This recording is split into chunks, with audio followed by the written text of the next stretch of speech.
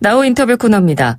영국 의회가 현지 시간으로 어제 저녁 아무런 합의 없이 유럽연합을 탈퇴하지 못하도록 하는 노딜 방지 법안을 표결에 붙였는데요. 찬성 327표, 반대 299표로 가결됐다는 소식이 들어왔습니다. 하원은 이어서 보리스 존슨 총리가 요구한 의회 해산과 조기 총선 실시 요구도 부결시켰습니다. 이에 따라 오는 10월 31일 시한 내에 무조건 유럽연합을 떠나게 했다는 보리스 존슨 총리 구상에 급 제동이 걸리면서 취임 40여일 만에 이 존슨 총리의 지도력 심각한 손상을 입게 됐는데요. 오늘은 안병옥 대구대학교 국제관계학과 교수 전화 연결해서 앞으로의 영국 정치 상황 전망해 보도록 하겠습니다. 교수님 안녕하십니까? 예, 안녕하세요. 예, 일단 이 어제 가결된 노딜 브렉시트 방지 법안, 이게 구체적으로 어떤 내용을 담고 있는 건가요? 예, 영국이 원래 다음 달 31일 유럽연합을 탈퇴하게 되어 있습니다. 네. 그런데 지금 준비가 전혀 되어 있지 않기 때문에 어제 통과된 노딜 브렉시트 방지 법안은 일단 탈퇴 일자를 3달, 그러니까 2020년 1월 30일까지 연기한다가 주요 내용입니다. 예.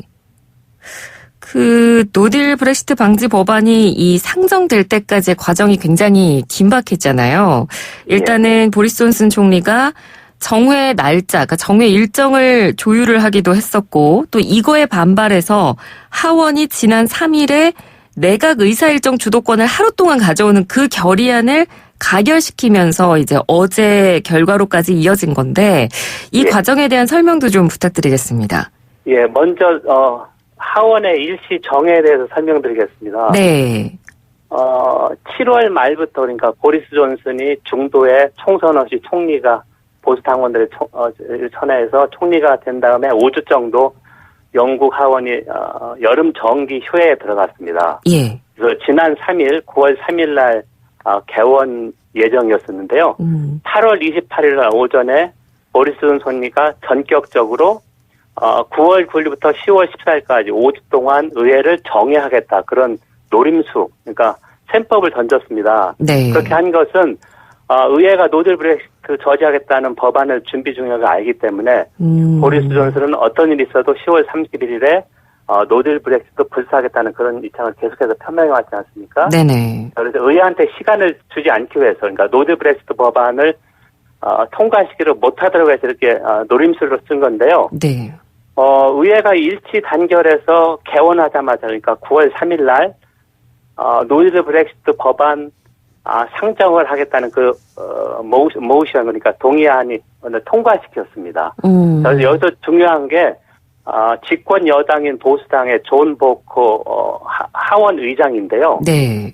집권 보수당의 하원 의장이지만 행정부가 아니라 의회가 주도권을 가져야 된다는 신념이 확고한 사람입니다.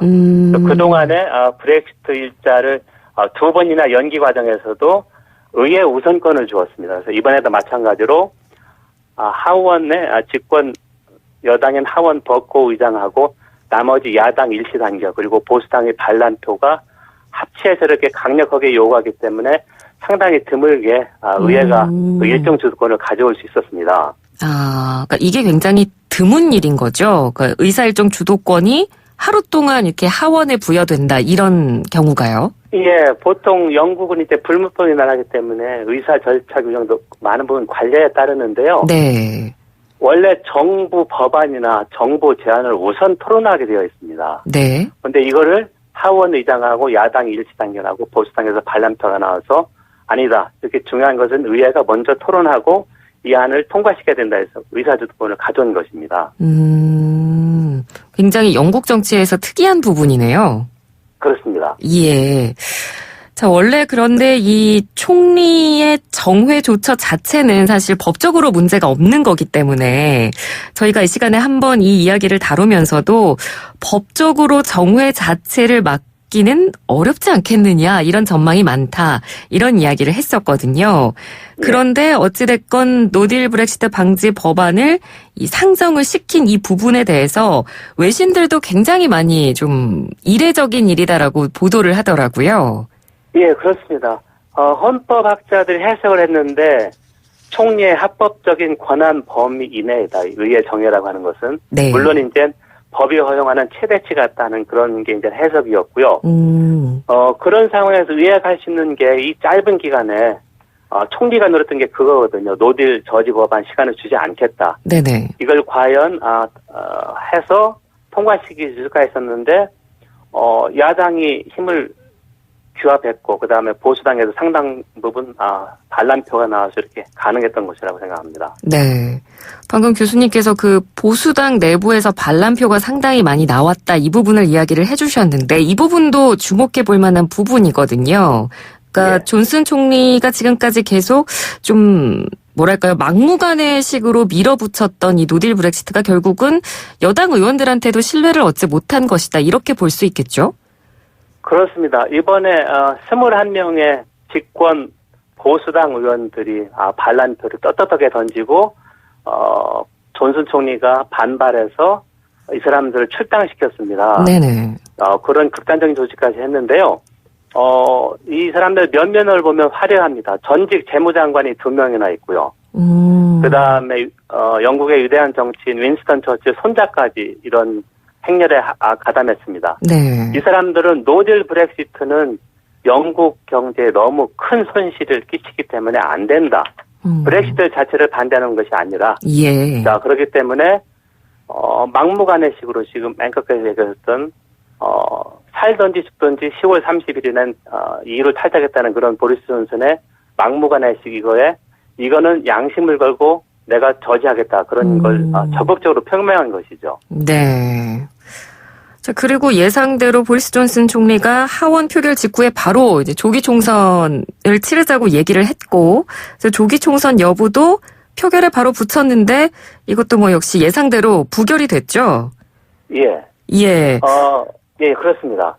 네. 일단 보리스 존슨이 7월 말에 총리가 될 때부터 나온 그 어떤 카드를 구사할까 해서 노딜 브렉시트를 불사하면서 하원을 압박하고 조기 총선을 실시하겠다 그런 게 이제 계속 구상했는데요. 네. 노딜 저지 법안이 나온 다음에 총리가 선택할 수 있는 것은 이제 조기 총선밖에 없지 않겠습니까? 네. 그런데 이제 조기 총선은 하원의 3분의 2가 지지해야 합니다. 하지만 노동당에서 다 기권을 했고요. 제1야당인 다른 야당도 조기 총선이 불가피함을 인정하지만 아직 시기나 또 하나 중요한 것은 노딜 브렉시트 법안을 총리가 시행해야 된다. 그러니까 유럽연합에 서한을 보내서 연기를 요청하고 유럽연합이 이걸 승인을 해야 되거든요. 네네. 그거는 이제 시간이 걸리기 때문에 시간을 봐면서 조기 총선 아니면 다른 카드를 좀 쓰겠다. 야당은 그런 입장입니다. 그러니까 뭐 존슨 총리가 이 조기 총선 카드를 쓸 수밖에 없는 상황이었다 하더라도 사실 예. 애초부터 총선 실현 가능성 자체가 낮았는데 그럼에도 불구하고 존슨 총리가 이 카드를 쓴 이유가 있을까요? 그냥 압박 차원이었을까요? 일단 조기 총선은 보리스 존슨이 총리 취임하면서 꾸준히 준비하고 있다는 얘기가 나왔고요. 네네. 그렇게 여겼던 것은 내각 대부분이 다 강경 브렉시트, 그러니까 노딜 브렉시트 불사하겠다는 그런 사람들을 채웠고요. 대무장관이나 또 하나 EU 탈퇴 선거운동에서 핵심 역할을 하는 사람이 지금 보리스 존슨의 수석 참모입니다. 수석 전략가 네. 도미닉 커밍스라는 사람이. 그래서 의회 하원의 3분의 2가 노딜 브렉시트에 반대한다는 걸 알기 때문에 또 존슨은 총선도 거치지 않고 중도의 전임자가 사퇴했기 때문에 총리가 된 거거든요. 그렇죠. 그래서 이제 국민의 신임을 얻어서 다시 브렉시트를 단항하겠다 그런 게 있었기 때문에 조기 총선 카드는 얼마든지 쓸 수 있었고 오히려 일부에서는 보리스 존슨이 패배를 알면서도 야당한테 이 조기 총선에는 함정을 판 것이다 그런 시각도 좀 있습니다. 네네. 뭐 어찌됐건 노딜 브렉시트 방지 법안이 이렇게 가결이 됐고요. 그러면 그 다음 과정은 어떻게 진행이 되는 건가요? 예, 하원에서 통과가 됐기 때문에 상원에서 통과는 문제가 없을 것이라고 봅니다. 그래서 이제 이번 주말에 상원에서 통과가 되면 네. 엘리자베스 2세가 승인하면 법이 되기 때문에 늦어도 다음 주 초에는 법이 된다. 중요한 것은 총리가 이 법을 실행하려면 유럽연합에 연기 공식 서한을 보내고 유럽연합에서 만장일치로 이것을 승인해야 되기 때문에 요거는 좀 시간이 걸릴 거라고 생각합니다. 그러니까 상하원 모두 통과하는 데에는 문제가 크게 없다고 보시는 거고요. 예, 그렇습니다. 예. 그러면 존슨 총리가 10월 안에는 무조건 EU랑 협상을 벌여야 되는데 사실 존슨 총리는 협상 자체를 굉장히 부정적으로 이야기했던 사람이잖아요. 예. 그러면 협상에 대한 압박을 계속해서 받게 되면 혹시 뭐 협상이 일부러 안 되게 한다거나 이런 뭐 다른 조치를 취할 가능성은 없을까요?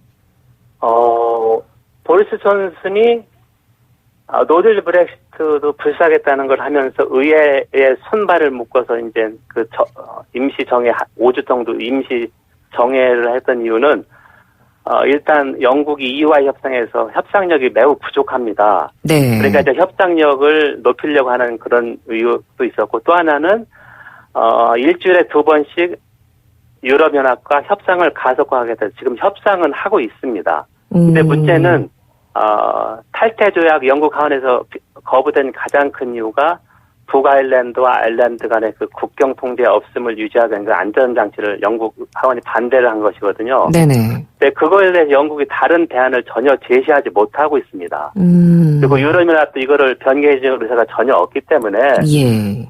말로는 협상한다고 하는데 전혀 협상의 진전도 없고 지금 앵커께서 그런 말씀하신 대로 그냥 신용만 하는 것이 아니겠는가. 네. 그런 의심은 충분히 가져볼 수 있죠.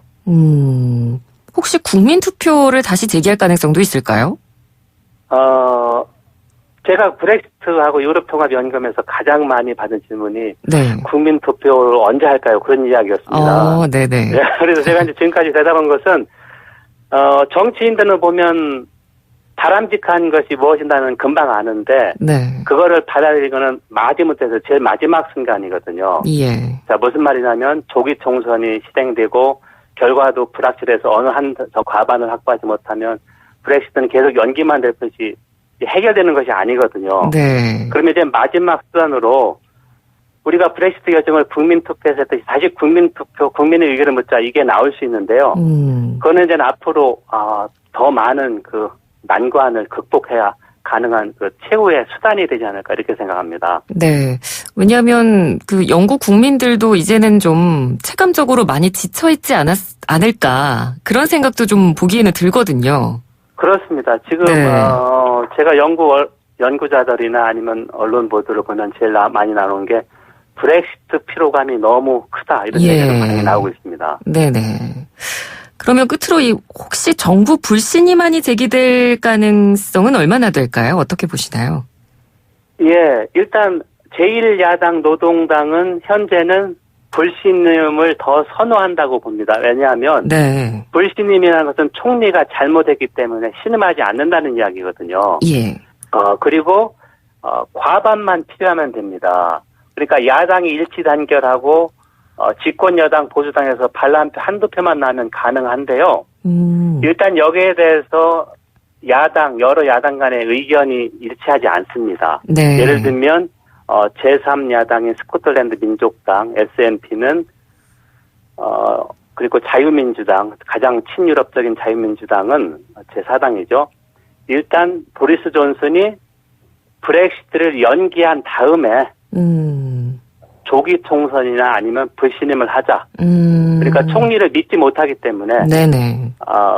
연기를 확실하게 한 다음에 그러니까 아까 제가 말씀드렸듯이 유럽연합에 서한을 보내서 유럽연합이 10월 17일에서 18일 정상회담이 예정돼 있습니다. 네. 그때 이제 연기를 해줄 거로 예상되거든요. 이런 이유가 있으면 그럴 경우에 단행된 다음에 생각하자. 그렇게 보면은 조기 총선은 그러니까 불신임에 따른 거나 아니면은 의회 해산에 따른 거나 조기 총선은 상당히 가능성이 높아졌는데 네. 문제는 이제 시기다. 예를 들면 10월 중순이 될 것이냐 아니면 11월이 될 것이냐 그 둘 중에 하나라고 생각합니다. 네, 그렇군요.